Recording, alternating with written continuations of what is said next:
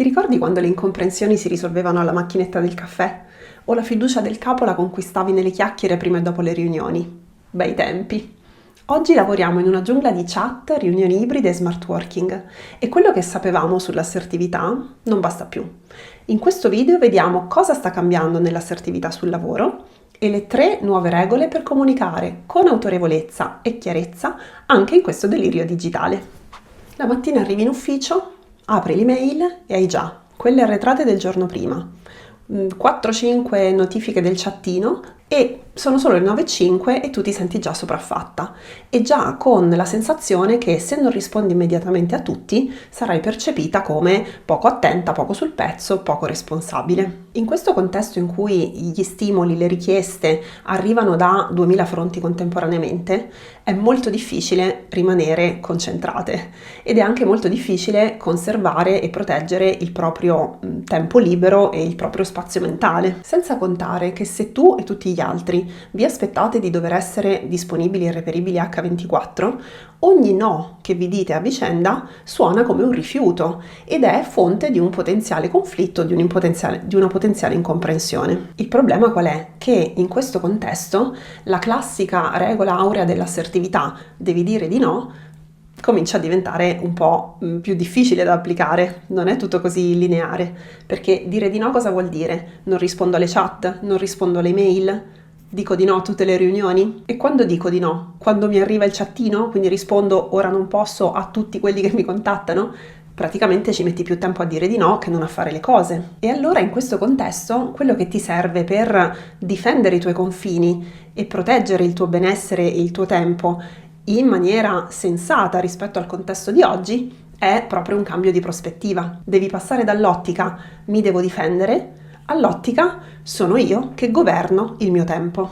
In pratica vuol dire decidere tu come vuoi impostare le tue giornate. Qual è il momento della giornata in cui funziona meglio per te concentrare attività simili per non disperdere energie su cose che non c'entrano niente?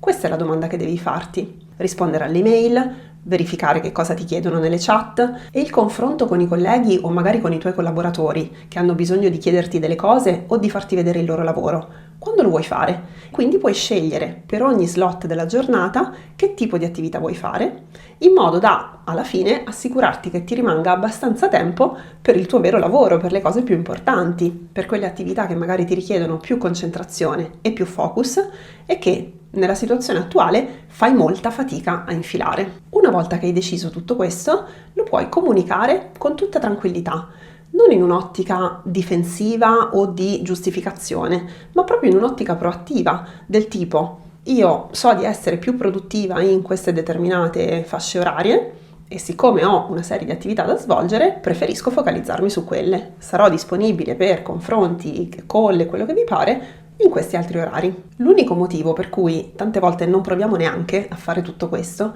è che siamo convinte di non potere, di non avere la possibilità di controllare almeno in parte il nostro tempo e di non avere la possibilità di indirizzare gli altri su le situazioni e i momenti che funzionano meglio per noi.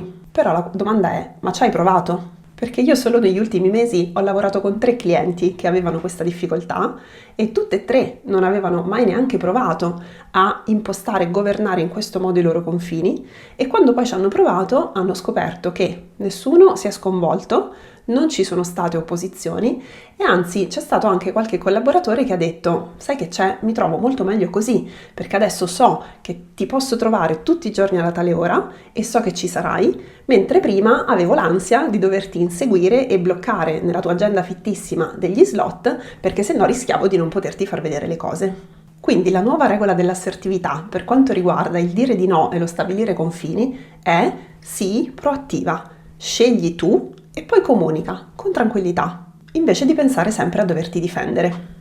Se non ci conosciamo, ciao, io sono Eleonora, sono una leadership coach e aiuto donne che lavorano in azienda a fare carriera con equilibrio e a farsi ascoltare senza alzare la voce. Se quello che ti ho raccontato fin qua ti torna, ti risuona, fammelo sapere lasciandomi un like e magari un commento in cui mi racconti qual è la sfida con cui ti stai misurando oggi nel tuo lavoro. E se non ti vuoi perdere altri video come questo, iscriviti al canale. Ma c'è un altro aspetto che nel lavoro di oggi è ancora più amplificato, che può minare fortemente il tuo benessere emotivo. E questo aspetto sono le incomprensioni con i colleghi. Le incomprensioni continue, quotidiane, quelle piccole, che però poi non sono tanto piccole, perché magari ci rimugini tutto il giorno e te le porti anche a casa la sera. Se prima, quando una collega ti rispondeva male, magari poi la incontravi alla macchinetta del caffè e potevate risolvervela con 2 battute, oggi non è più così. Prima di tutto perché la frase o la battuta non te la fa a voce, non te la fa in viso, ma te la fa nel chattino o nella mail. Secondo, perché dopo non è che la incontri per caso in corridoio, trovando quindi un'occasione estemporanea per chiarirvi. E quindi, senza un'intenzione e un approccio proattivo, queste situazioni non si risolvono mai.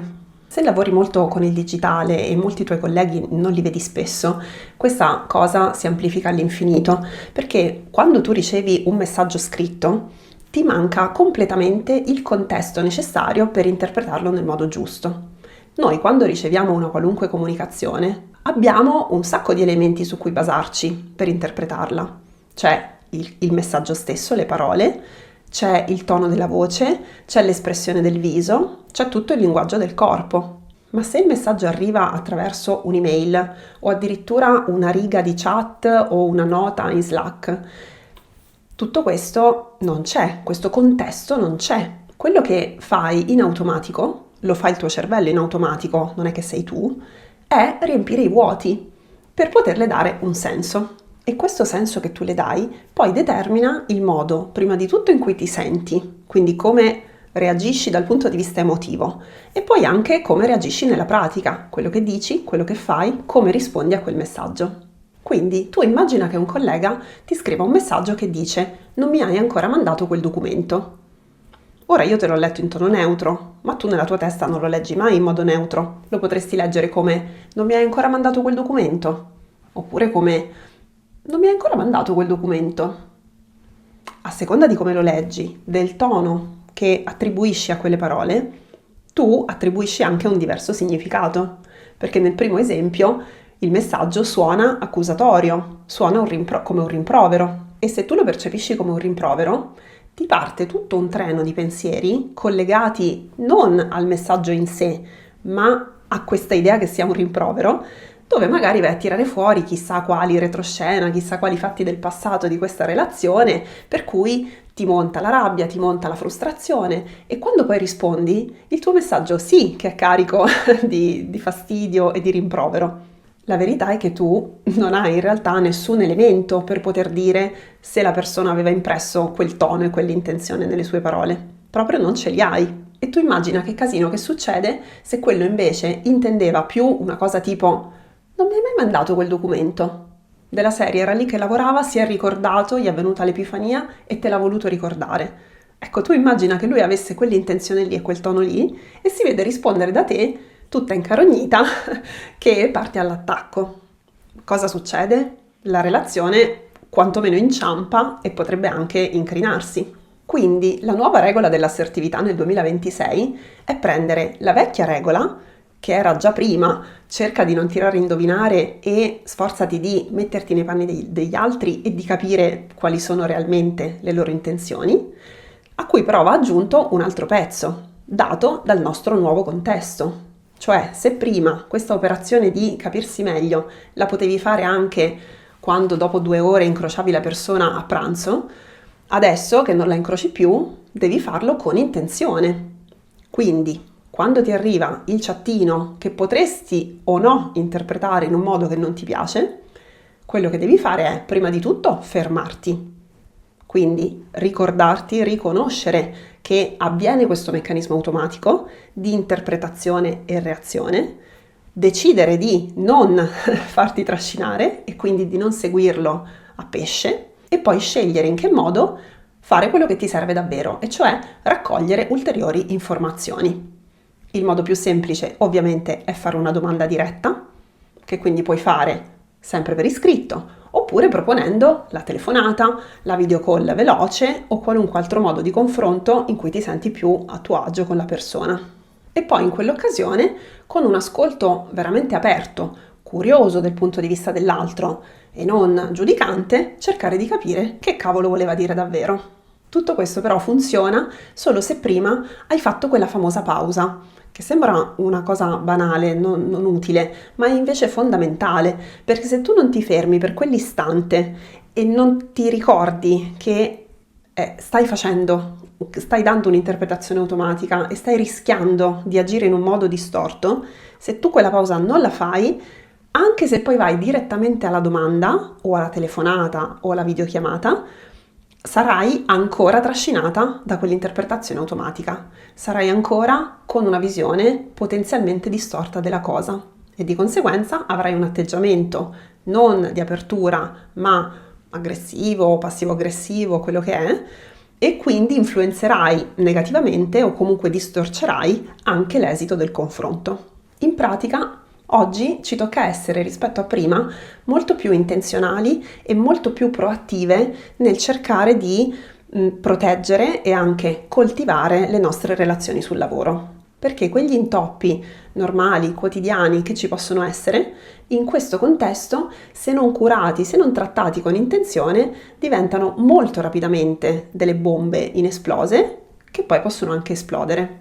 Per riuscire a fare tutto questo puoi scaricare un workbook gratuito che trovi nella descrizione che ti aiuta proprio ad allenarti ogni giorno con piccoli esercizi ad essere più assertiva nelle varie situazioni lavorative. E proattività è anche la parola chiave con cui dobbiamo approcciare il terzo aspetto dell'assertività che oggi è cambiato completamente rispetto a prima, che è quello di valorizzare il tuo lavoro, i tuoi risultati e il contributo che porti. Se tu sei in riunione con metà del gruppo da remoto e metà in presenza, quelli in presenza hanno l'aggeggio in mezzo al tavolo, lontano, e li senti poco e male. Quelli remoti, metà hanno la telecamera spenta, metà si stanno facendo i fatti loro. È un contesto in cui dire la tua, far valere le tue opinioni, proporre un'idea è molto più difficile rispetto a quando eri tutti insieme in una stanza e ti guardavi nelle palle degli occhi. Per farti valere e farti notare e farti ascoltare oggi, devi essere anche qua molto più proattiva e molto più intenzionale, in diversi momenti, prima, durante e dopo le riunioni. Prima perché potresti, per esempio, anticipare a chi ha organizzato l'incontro che tu tieni molto a proporre una determinata cosa o parlare di un certo argomento. Durante perché ovviamente cercherai di sfruttare tutte le occasioni giuste, sensate, per prendere la parola e dire la tua. Dopo perché puoi rinforzare i tuoi messaggi e i tuoi punti di vista, per esempio condividendo delle note dopo la riunione, facendo girare un riepilogo nel quale evidenzi come vuoi tu i tuoi punti e poi anche, a prescindere dalla riunione, proponendo magari dei momenti di confronto dedicati e regolari con il tuo capo, con i colleghi chiave, perché altrimenti anche qui se non sei tu a creare proattivamente le occasioni di confronto e quindi anche le occasioni di visibilità, rischi di rimanere nell'ombra. Per riuscire a fare tutte queste cose di cui abbiamo detto fino adesso, hai bisogno di almeno due cose. Prima di tutto, la mentalità giusta, cioè hai bisogno di credere che sia possibile prendere in mano le situazioni, prendere in mano il tuo tempo, come abbiamo visto, essere propositiva, essere proattiva, credere di poter avere un impatto sulle relazioni che hai sul lavoro e sull'organizzazione del lavoro.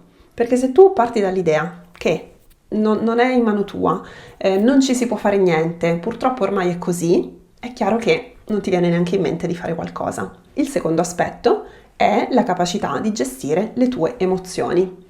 Perché in tutto quello che abbiamo visto, se tu non hai la capacità di riconoscere prima di tutto e poi gestire le tue reazioni emotive, vai fuori strada in un attimo. Di come fare tutto questo parliamo in una masterclass gratuita proprio su come farti valere in azienda senza alzare la voce e senza fare la gentile anche quando non vuoi, pure se sei fin troppo timida o troppo diretta. Ti puoi iscrivere attraverso il link che trovi in descrizione, fallo subito così ci vediamo dall'altra parte. Se invece stai guardando questo video prima di gennaio 2026, ancora meglio, perché in descrizione trovi il link per iscriverti ad una lista d'attesa esclusiva per il nuovo percorso di coaching che sto creando. Partirà a inizio 2026 e ti aiuterà a passare da impulsiva ed emotiva ad assertiva, con il mio affiancamento e supporto costante. Se entri oggi in lista d'attesa, potrai accedere ad uno sconto super speciale e anche ad un sacco di altre sorprese che vedrai.